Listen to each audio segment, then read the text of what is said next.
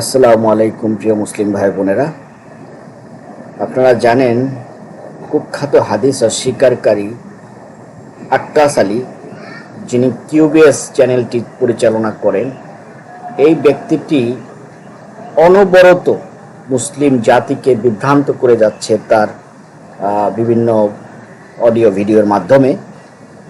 তো এই ব্যক্তিটি টোটাল কবরের জিন্দিগি অর্থাৎ বারজাকি জীবনের যে সওয়াল ও জবাব, টোটাল জিনিসটাকেই সে অস্বীকার করে এবং কিয়ামত দিবসে বান্দার যে জবাবদিহিতা সেটাকেও তারা নির্দিষ্ট গণ্ডির মধ্যে ফেলে দিয়েছে, অর্থাৎ টোটাল জিনিসটাকেই তারা অস্বীকার করে।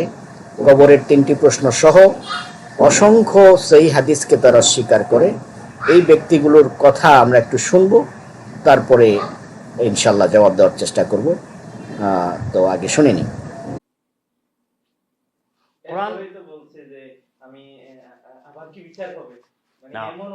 এই জন্য বলছি যে কোরআন থেকে সব নিতে হবে। এখন তো তারা কোরআন কারীমকে কোনো গ্রহণই করে না। তারা আয়াত পড়লে যে এখানে বলো কি কি বিষয়ে প্রশ্ন করা হবে, এগুলো কোনো আলোচনাই আসে না। আপনাকে কোরআন ও মুবিনের ব্যাপারে প্রশ্ন করা হবে, যেটা সরাসরি আয়াত 43-44। সত্যের ব্যাপারে প্রশ্ন করা হবে 33 আয়াত। নেয়ামতের ব্যাপারে প্রশ্ন করা হবে 102 আয়াত। তারপরে আপনার এই যে 21-13 বিভিন্ন আপনার যে আরামদায়ক জিনিস ঘর বাড়ি দিয়ে প্রশ্ন করা হবে 21-13। আর এরা নিয়ে আসছে কোনটা, এই যে তোমার রব কে, তোমার দিন কি, নবী কে। আবার চতুর্থ একটা বানাইছে এই যে প্রশ্ন উত্তর দিলা পত্রিকা কিতাবুল্লাহ, ওখানে আবার 4টি বানাইছে তোমরা এগুলো তুমি জানছো থেকে। এখন আবার এটা বানাই যে তুমি ভোট কারে দিছো। এখন যদি প্রত্যেকে তো বানাইবে, ওই যে বললাম যে আপনি যদি বললাম যে এই মার্কাটা আল্লাহর মার্কা, তাহলে পৃথিবীর সব সৃষ্টিকার, তো সব মার্কাই তো আল্লাহ। কে মানে কেউ যদি শুয়ার মার্কা দ্বারা, তো শুকরটাও তো আল্লাহর সৃষ্টি। প্রিয় মুসলিম ভাই বোনেরা, আপনারা শুনলেন এতক্ষণ কুখ্যাত হাদিস অস্বীকারী কিউবিএস চ্যানেলের আক্কাস আলীর কবরের যে সওয়াল জবাবকে সে অস্বীকার করে। মূলত সে কবরের জিন্দিগিকেই অস্বীকার করে। একজন মুসলিম বা মুসলিম মৃত্যুবরণ করলে তারা যে বারজাকি জীবনে যে প্রশ্নের সম্মুখীন হতে হয় ফেরেশতা কর্তৃক, সেই পুরো বিষয়টাকে সে অস্বীকার করে। মূলত এই হাদিস অস্বীকারীরা আসলে কবরের জিন্দিগিতে বিশ্বাস করে না, তারা কবরের আযাবকে বিশ্বাস করে না, তারা কবরের সওয়াল জবাবকে বিশ্বাস করে না। তাই তার এই বক্তব্যকে আমরা তীব্র ভাষায় প্রত্যাখ্যান করি। সুনানে আবু দাউদ 4753 নম্বর হাদিস তাহকিকৃত, যেটা অনলাইনে যদি আপনারা খোঁজ করেন তাহলে দেখবেন যে কবরের যে 3টি প্রশ্ন করা হবে, অর্থাৎ ইমানের যে হিসাব নেওয়া হবে, কবরে প্রত্যেক বান্দার ইমানের হিসাব নেওয়া হবে। এই 3টি প্রশ্নেই হচ্ছে ইমান কেন্দ্রিক। এখানে আমলের কোনো প্রশ্ন করা হবে না। তার কবরে শুধুমাত্র 3টি প্রশ্ন করা হবে। 1, তোমার রব কে; 2, তোমার দিন কি; এবং তোমার কাছে যে ব্যক্তিকে পাঠানো হয়েছে দিন নিয়ে তিনি কে। এই 3টি প্রশ্নের জবাব যারা মুসলিম, যারা মুমিন, তারা দিতে পারবে। আল্লাহ সুবহানাহু ওয়া তাআলা তোমার রব, তোমার দিন হচ্ছে ইসলাম, তোমার দিন হচ্ছে ইসলাম। আর যাকে আমাকে দিন সহ পাঠানো হয়েছে, যার জীবন আদর্শকে ফলো করার কথা আমাকে বলে দেওয়া হয়েছে, তিনি হচ্ছেন মুহাম্মদ সাল্লাল্লাহু আলাইহি ওয়াসাল্লাম। সুতরাং এই 3টি প্রশ্নের উত্তর যে দিতে পারবে সে ইমানের হিসাবে পাস। তারপরে কিয়ামত দিবসে তার আমলের হিসাব হবে। তার কবর যার জন্য সহজ, কবরে যে ব্যক্তি মুক্তি পাবে সে অবশ্যই কিয়ামত দিবসে মুক্তি পেয়ে যাবে ইনশাআল্লাহ।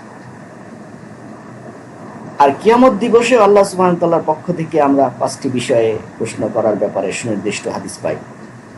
যে কি কিয়ামত দিবসে সে কি পরিমাণ বয়স পেয়েছিল, সেই বয়সে সে কি কাজে অতিবাহিত করছে, বিশেষ করে যৌবনকালে সে কি কাজে ব্যয় করছে, কি সম্পদ অর্জন করছে, সে কিভাবে কামাই করছে, কিভাবে খরচ করছে, সে যা অর্জন করেছে কি, এবং সেই অর্জন থেকে সে কিভাবে ব্যয় করা হয়েছে সেটারও জবাবদিহি করতে হবে।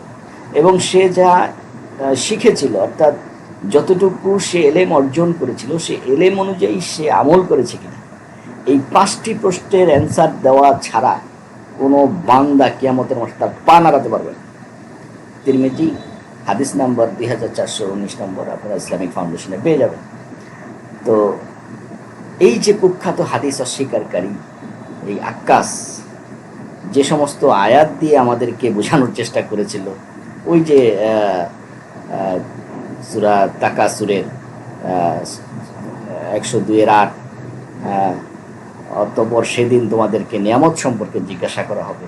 এই নিয়ামত বলতে কি? আল্লাহ সুবহানাহু ওয়া তাআলার পক্ষ থেকে যে নিয়ামতগুলো আসছিল, সেই নিয়ামতগুলো আমরা ভোগ করেছি, সেই অনুযায়ী আমরা আল্লাহর প্রতি শুকরিয়া আদায় করেছি কিনা, আল্লাহর প্রতিটা আদেশ নির্দেশ মেনেছি কিনা, সে বিষয়ে প্রশ্ন করা হবে। মূলত আপনার ঈমান ও আমল সম্পর্কে প্রশ্ন করা হবে। ইল্লাল্লাযিনা আমানু ওয়া আমিলুস সালিহাতি জান্নাতুন তাজরি মিন তাহতিহাল আনহার খালিদিনা ফিহা, যে নিশ্চয়ই যারা ঈমান এনেছে এবং সৎকর্ম করেছে তাদের জন্য রয়েছে জান্নাত। আমি আল্লাহর নিয়ামত ভোগ করে আল্লাহর আদেশ নিষেধ পালন করেছিলাম, সে বিষয়ে প্রশ্ন করা হবে। যে অনুপরিমাণ সৎকর্মে সেও তার প্রত্যক্ষ করবে, যে অনুপরিমাণ অসৎকর্ম করবে সেও তা প্রত্যক্ষ করবে। সূরা জিলজালে আছে। সুতরাং এই যে তথাকথিত হাদিস অস্বীকারীদের যে মানে হাদিস অস্বীকারের নামে মূলত তারা কবরের জিন্দেগি অস্বীকার করতেছে, কবরের যে সওয়াল জবাব সম্পর্কে যে বিষয়গুলো আছে সেটাকে অস্বীকার করছে। আল্লাহর রাসূল আমাদেরকে একটি দোয়াই শিখিয়ে দিয়েছেন যে কবরের আযাব থেকে মুক্তি পাওয়ার জন্য তুমি আল্লাহর কাছে পানা চাও। আল্লাহুম্মা ইন্নী আউযু বিকা মিনাল আযাবিল কবর ওয়া আউযু বিকা মিনাল মাসিয়াদ দাজ্জাল, দাজ্জালের ফিতনা থেকে তুমি পানা চাও। হ্যাঁ, জীবন মৃত্যুর সন্ধিক্ষণ থেকে তুমি পানা চাও। এই দোয়াগুলো তো আল্লাহ রাসূল আমাদেরকে শিখিয়ে দিয়ে গেছেন। প্রিয় মুসলিম ভাই বোনেরা, এই তথাকথিত হাদিস অস্বীকারীরা মূলত তারা মুরতাদ, তারা নাস্তিক। এদের থেকে সবাই দূরে থাকবেন।